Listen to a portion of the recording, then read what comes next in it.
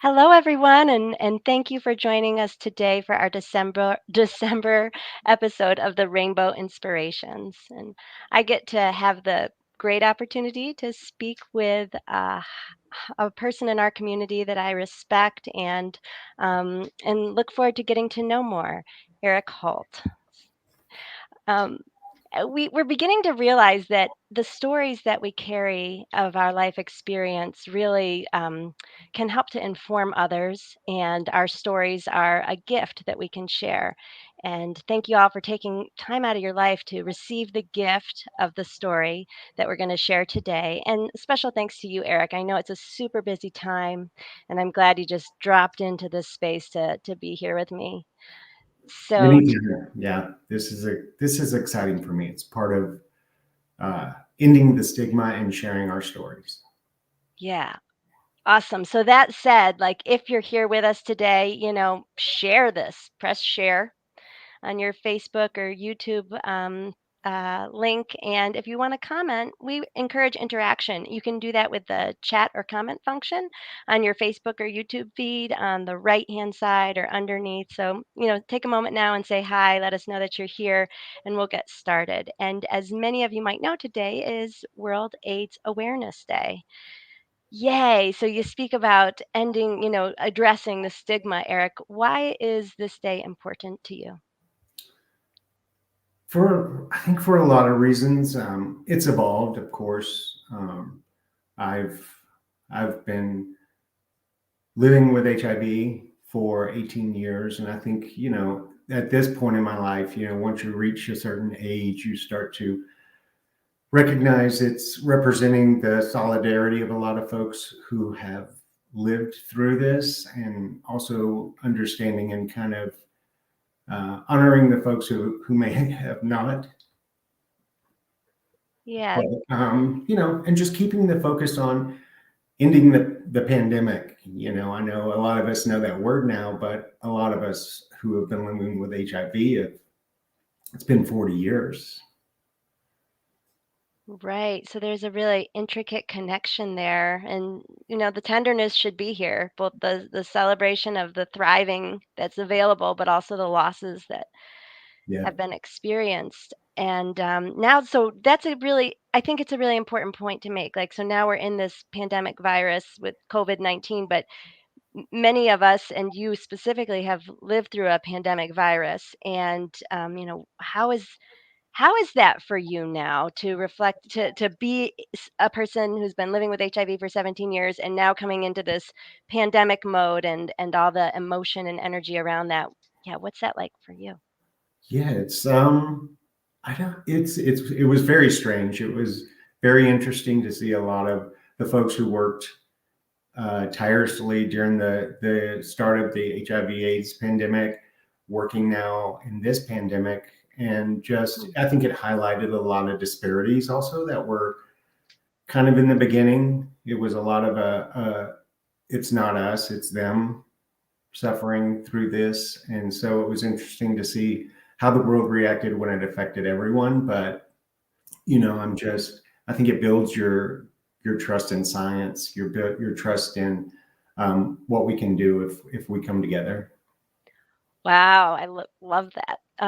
So building your trust in science. So I'm taking a detour already from our planned questions because that's really important, right? You get to celebrate being here, living a life, the best life, thriving in your 50s because of science.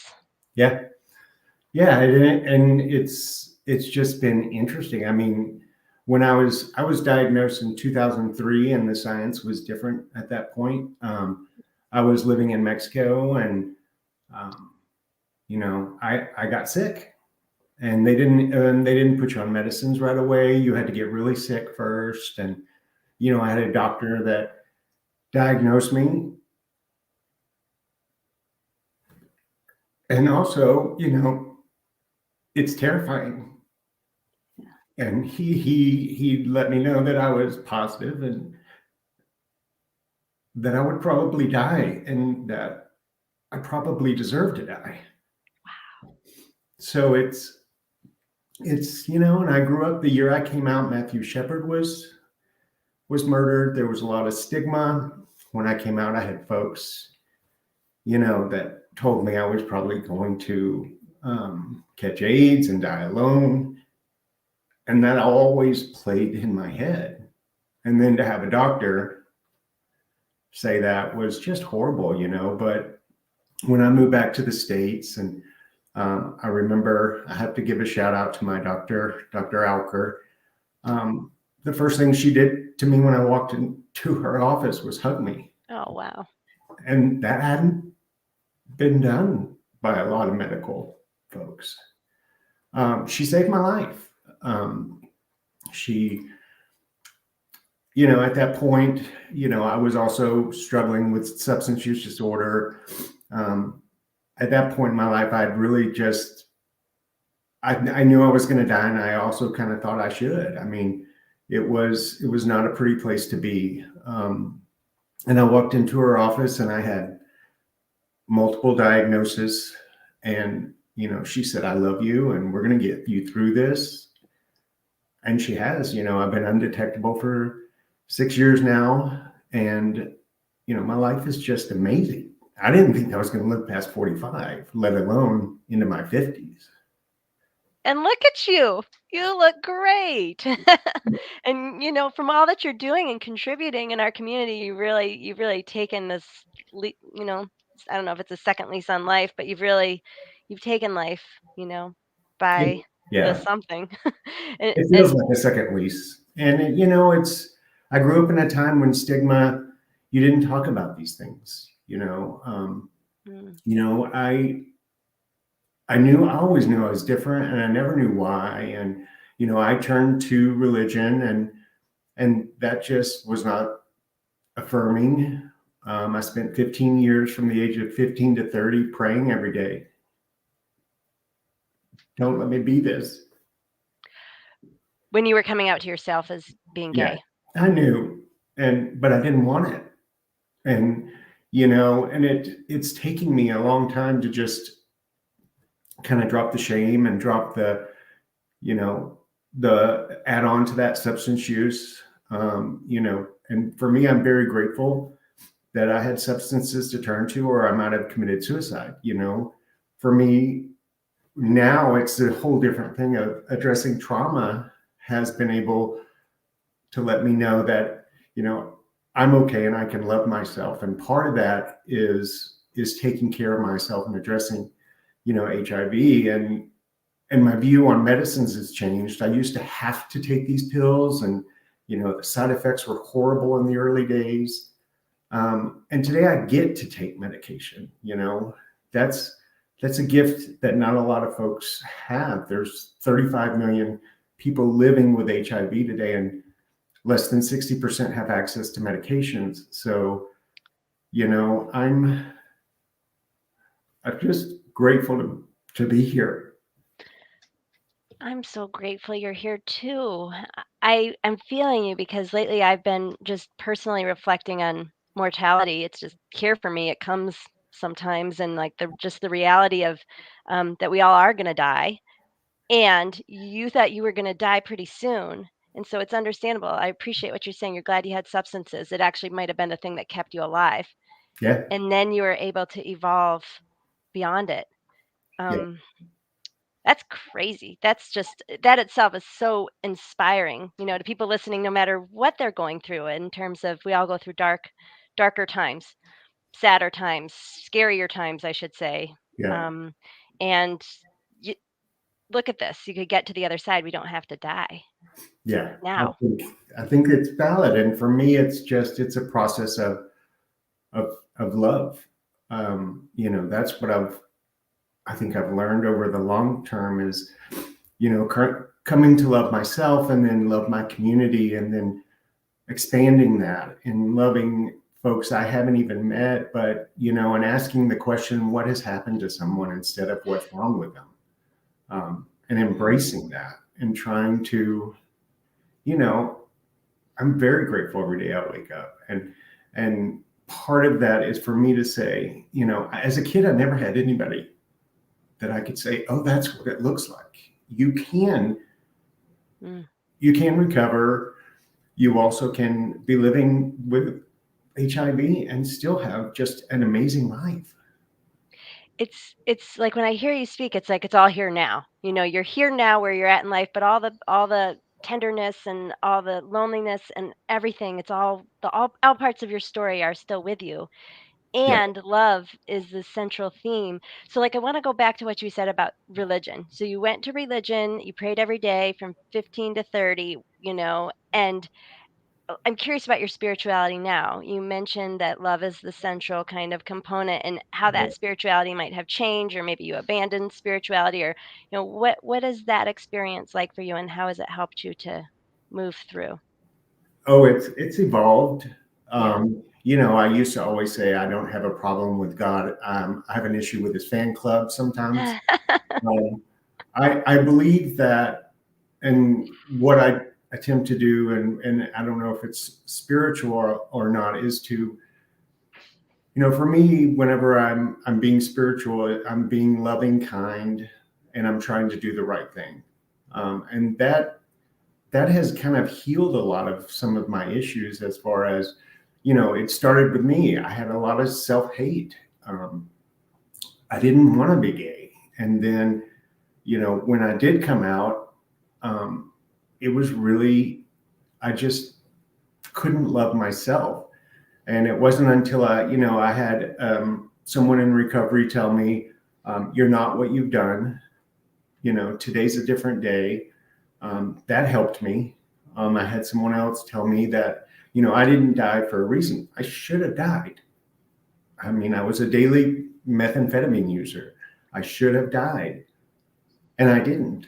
And so for me today, if I can't wake up and love myself and someone else, I need to kind of check it. Where am I at today?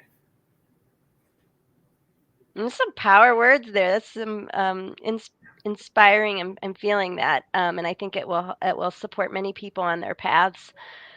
You also mentioned, I think it was a great little saying you said, now I ask myself not what's wrong with them, but what's happened to them. And I think that's another great message for all of us to take on this World AIDS Day, but every day, every time we find ourselves in judgment, it's really a nice place to sit within ourselves. So thank you for those gems, and they were not scripted, people.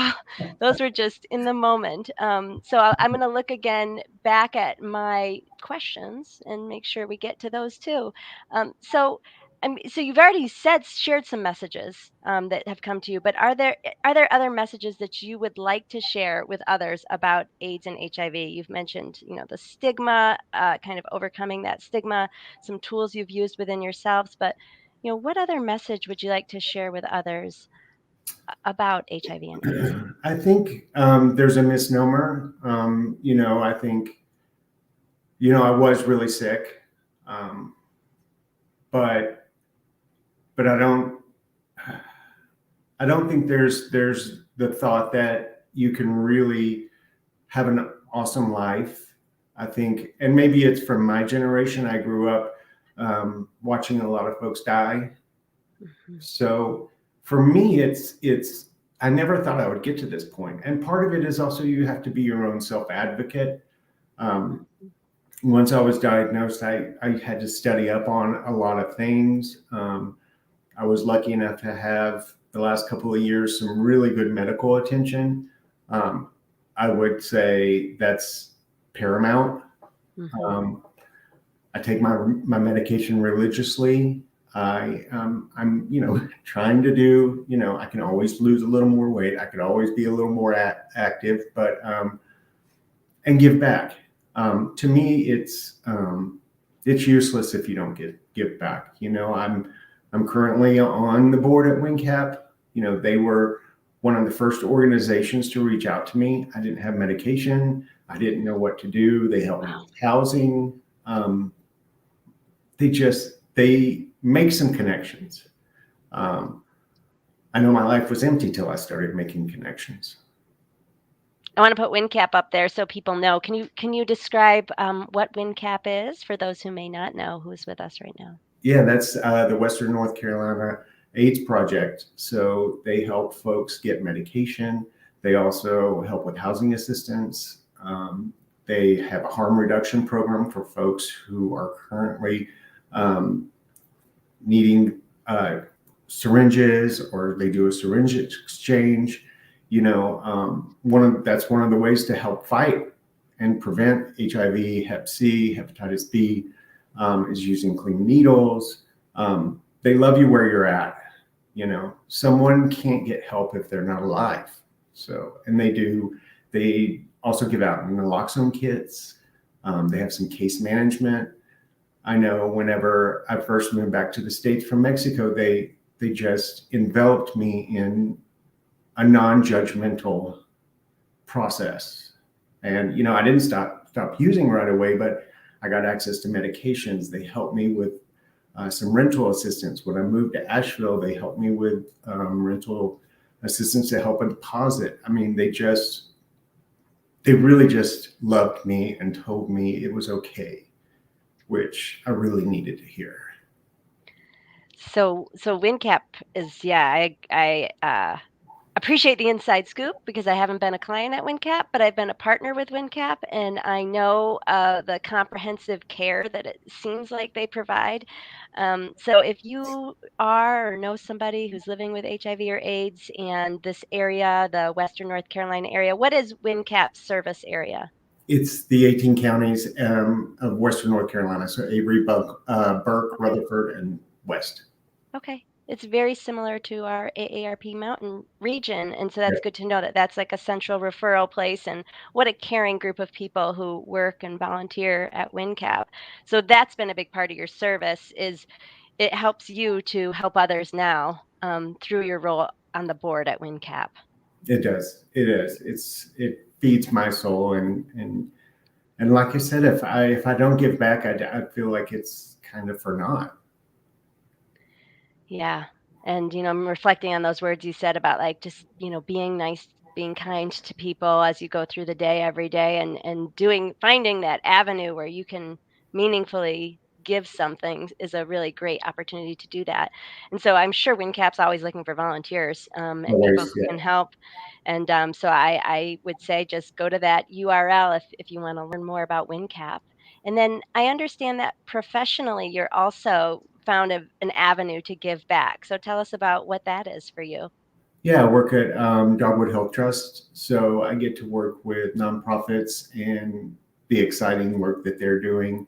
Um, it's not front lines, but it's a frontline adjacent, which is kind of awesome. But it's nice to be part of an organization whose purpose is to um, help everybody's well-being, no matter what, in the 18 counties. Um, it's it's a good way to wake up.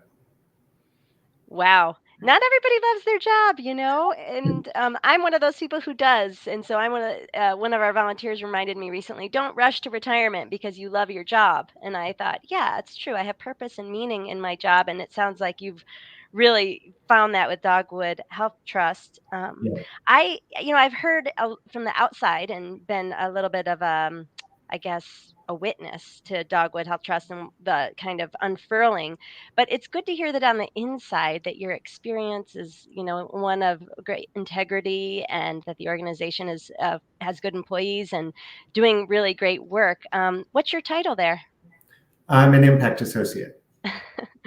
Love that title, Impact Associate. It says it all. So, if people, is there anything that you would want folks to know about if they want to learn more about the work that you're doing through the Dogwood Health Trust? Yeah, they can go to www.dht.org.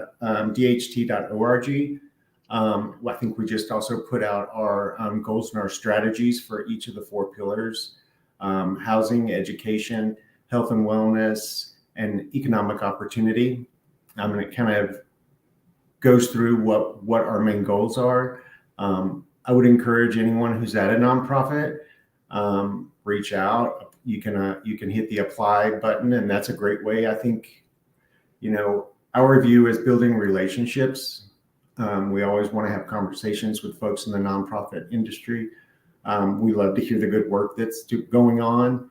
Um, I just, that's where I kind of eat it all up because I love coalition building and team building. And building relationships. I love hearing the good work that people are doing. I don't know how to do it all, but I know that in our 18 counties there are folks who are really good at doing the good work. Wow, and it's good to hear about kind of the strategic function of the Dogwood Health Trust that, it's it's on a path going forward, really opening doors for nonprofits. So encourage people who represent nonprofits to see that. Well, thank you for sharing some, a little bit about your the ways in which you give back. Um, so where tell us a little bit, let's rewind again and tell us a little bit about, like, where you've lived. You mentioned Mexico briefly, but where were you born and where did you grow up? So yeah, so I was born in Atlanta. I was Okay. born at an Army hospital, but I grew up in Dallas and grew up in then moved to the suburbs in between Dallas and Fort Worth. Um, awesome childhood. I loved living there. You know, it was wonderful.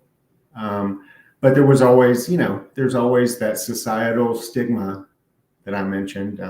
When I came out real hard.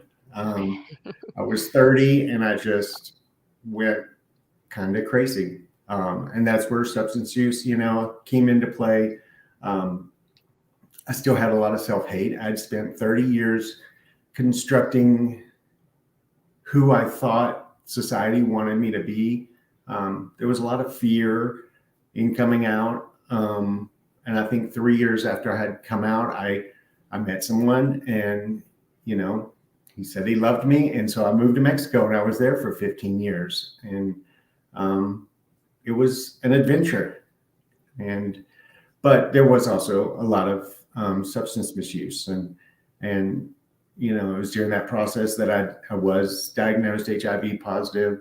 Um, and when that ended, I didn't know where to go. My mom had retired back here. She's from Macon County. Well, she hadn't retired. She moved back to take care of my grandmother. Mhm. And I wanted to be close with her. I'd lost a lot of time. Um, and on a whim moved back and I didn't instantly, life didn't get awesome for me. I still had a little bit of digging to do, as we say, trying to find my bottom. But I experienced a lot of the negative side, trying to fix what I like to call, kind of had a soul sickness, and I didn't know how to treat it. Mm. And it wasn't until I started being honest with myself and making some connections and getting into recovery that everything else kind of fell in line for me. How was being with your mom a part of, because it sounds like that was kind of a pivotal point when you came back. Like, how was your relationship with her affecting that transformation or unfolding? Oh, I've always been very close. Yeah. Well, Yeah, I'm she's so glad. Go everything to ahead. me. Yeah, she's the reason. She means a lot. My whole family does. I'm very blessed.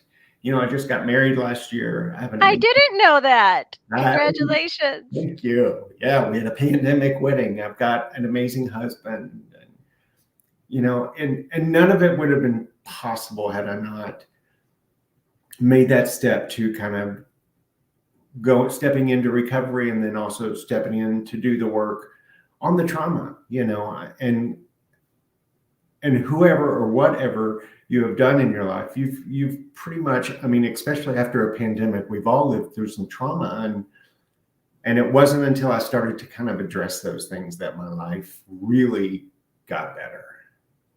What kind of trauma work did you do? Just going into the first 30 years and coming out, why I had all that self-hate, um, working on that. I'm a survivor of rape. uh, for a while I was also involved in sex work. There are a lot of things that had happened to me during my substance use that Mhm. carried shame, Yeah. and there are things people don't like to talk about. And for me, if I don't talk about it and deconstruct it and find out why I did that, some of those things served me. Like drugs and alcohol, they served me They were my medicine for a little while. And there was a reason I kept going back to them, is because they made me not feel. So it Yeah. wasn't until when I started to feel everything, I kind of had to, delve into it and work through it. And part of that is also talking with other folks who have lived through similar, instances, and we can share, and we can say it gets better, and we can look on the other side. So the feelings, like once you allowed yourself to feel, and yeah, I can relate to it in my own path. At one point in my life, I realized that the feelings, even the hard ones, weren't bad. That that's actually being human, that feeling. And it sounds like when you started to feel this flood of emotions that you didn't feel for so long, then it opened the door to doing this trauma work and self acceptance and Yeah, talking to others. And um, yeah, and a lot of people don't think of trauma as, we have different ideas about what trauma is. So I appreciate your courage yeah, in sharing that trauma can be the things that we aren't emotionally equipped to deal with and the times that we escape ourselves or feel shame about. yeah. And they can be big T traumas or small micro traumas. They can, I if I took an ACEs test, an adverse childhood experiences test, I wouldn't score very high. But there's not a question on, were you getting negative feedback on who you truly are. I was never, when I first came out and kind of found my tribe, we used the word family a lot, and I loved it. Um, you know, we would talk about everyone as family, and I haven't heard that as much lately, but I've kind of expanded that to my recovery family, to my work family. It means a lot when you call somebody family. It implies you're going to be there for them. Mhm. Mhm. It sounds like you have a wide net of I those people who you feel like are there for you and you're there for them right think now. so. Well, as we start to, move our conversation to a close, which has been such a really good one. Thank you for just being real because it does help other people. We all have these paths that are crazy, and your courage to come and just open that up, I really think will help others along their journey too. I know it's helped me. And what For sort of sure. message would you wanna or messages would you wanna leave people with? And it's okay if that reiterates some of the things that you've already said. Yeah, just to first of all, the largest growing folks who are infected with HIV are um, Black and Brown folks in the South. Okay. Um, my transgender brother and sisters, they're more highly infected. 35 million people have died from this disease, and 35 million are living with this disease, and it's something that when I was diagnosed, I thought it was the end of my life, and now I've seen that it can be a gift in a way. I think it's not who I am, but it does kind of give me different lenses that I look through. um, I think it just has amplified my empathy and compassion for folks, and so I think I'm just constantly looking for something positive out of what society would like to call it negative. Awesome. And I wanna encourage people to take a breath and take that in.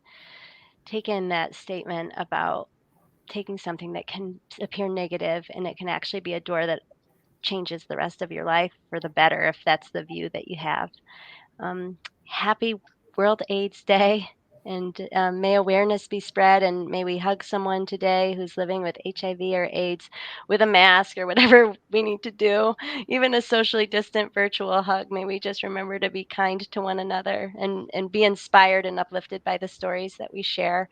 AARP and the Blue Ridge Pride are really invested in stories because like this one it can change lives. And so I want to let you know about Blue Ridge Pride has an oral history project, so you can check that out by going to the Blue Ridge Pride page. And we'll see you next month. We already have a lineup for our 2022 rainbow inspirations.